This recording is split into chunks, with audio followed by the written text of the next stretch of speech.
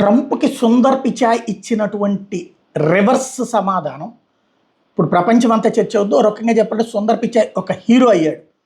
ప్రపంచ ఆర్థిక సదస్సులో అమెరికా అధ్యక్షుడు డొనాల్డ్ ట్రంప్ భారతదేశాన్ని అవమానించడానికి ప్రయత్నించినటువంటి సందర్భంలో సుందర్ పిచాయ్ నిశ్శబ్దంగా అదే సమయంలో శక్తివంతమైనటువంటి సమాధానం ఇవ్వడం అన్నటువంటిది అంతర్జాతీయ స్థాయిలో సంచలనం సృష్టించింది. భారతదేశం తరపున విదేశాంగ మంత్రి జయశంకర్, గూగుల్ సీఈఓ సుందర్ పిచాయ్ కూర్చున్నారు. ఆ టైంలో ట్రంప్ భారతదేశం సాంకేతికత మరియు ప్రజాస్వామ్యం గురించి గొప్పగా మాట్లాడుతుంది. కానీ అమెరికన్ సంస్థలు, అమెరికన్ వ్యవస్థ లేకుండా భారతదేశంలో ఈ పురోగతి సాధ్యమవుతుందా అని ప్రశ్నించడం ద్వారా భారతదేశాన్ని మీరు మా మీద ఆధారపడి బతుకుతున్నారని చెప్పే ప్రయత్నం చేసింది. ట్రంప్ మాటలకి సమాధానం ఏమని జయశంకర్ సైగ చేశారు. సుందర్ పిచాయ్ మాట్లాడడం ప్రారంభించారు. ఆయన గొంతులో వినయం ఉంది, శక్తివంతమైన సంకల్పంతో ఘాటుగా ఇచ్చారు. అయ్యా, నేను భారతదేశంలో పుట్టాను, నా దేశం నాకు విద్యనిచ్చింది, విలువలు నేర్పింది, జ్ఞానానికి మరియు సాంకేతికతకు పాస్పోర్ట్ ఉండదు. భారతీయ ఉపాధ్యాయులు, ఇంజనీర్లు మరియు కుటుంబాలు చేసిన త్యాగమే నా ప్రయాణానికి పునాది అని చెప్పుకొచ్చారు. దీంతో ట్రంప్ ఒక్కసారి షాక్ అయిపోయాడు.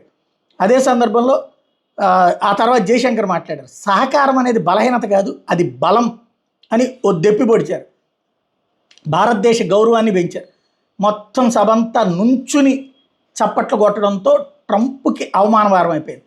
రెండో రోజు జరిగిన ట్రంప్ తన అధికారాన్ని ఉపయోగించి మళ్ళీ భారతదేశాన్ని బెదిరించడానికి ప్రయత్నించారు. భారతదేశం అమెరికా నిబంధనలు ఉల్లంఘిస్తే వాణిజ్య ఆంక్షలు ఎదుర్కోవాల్సి ఉంటుంది.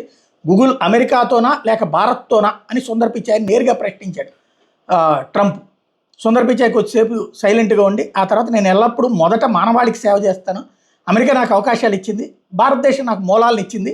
నేను ఓదాన్ని గౌరవించడానికి మరొకటి ఎంచుకోవాల్సిన అవసరం లేదు. నేను ఏదైనా సృష్టించినప్పుడు కొత్తదనాన్ని ఆవిష్కరించినప్పుడు నేను రెండు దేశాలకి సేవ చేస్తాను, నేను అందరికీ సేవ చేస్తాను అంటూ సమాధానం చెప్పుకొచ్చారు. దీంతో ఒక్కసారి అందరూ చప్పట్లు కొట్టేటోడికి అక్కడ ట్రంప్ సీన్ అయిపోయింది. చివరి రోజున మళ్ళీ ట్రై చేశాడు. ఓపెన్గా కోపాన్ని బహిర్గతపరిచాడు ట్రంప్. భారతదేశం ఈ రాత్రిలోగా అమెరికాకు తన మార్కెట్ పూర్తిగా తెరవాలి, లేకపోతే ఆంక్షలను ఎదుర్కొంటుంది. గూగుల్ అమెరికాతో లేక భారతదేశంతోనే అనేది ఇప్పుడే తేలాలి, ఇప్పుడే చెప్పాలి అని ఫైనల్ హెచ్చరిక చేశాడు. సుందర్ పిచాయ్ నిశ్శబ్దంగా లేచి నిలబడి, ఒక దేశం లేదా ఏ వ్యక్తి అయినా బెదిరిస్తే దానికి భయంతో లొంగిపోవడానికి నేను ఇష్టపడను. భయంతో నేను ఎప్పుడూ మూలకు వెళ్ళను, గౌరవానికి మాత్రమే లొంగిపోతాను. ఏ దేశమైనా లొంగిపోవాలని అడిగితే నేను ఎప్పుడు లొంగిపోనని చాలా స్ట్రాంగ్గా సమాధానం చెప్పాడు. ట్రంప్కి ధీటుగా సమాధానం ఇచ్చినటువంటి సుందర్ పిచాయ్ స్పీచ్ విన్న వాళ్ళందరూ లేచి నిలబడి చప్పట్లు కొట్టేటప్పటికి బెత్తరపోవడం ట్రంప్ వంతైంది.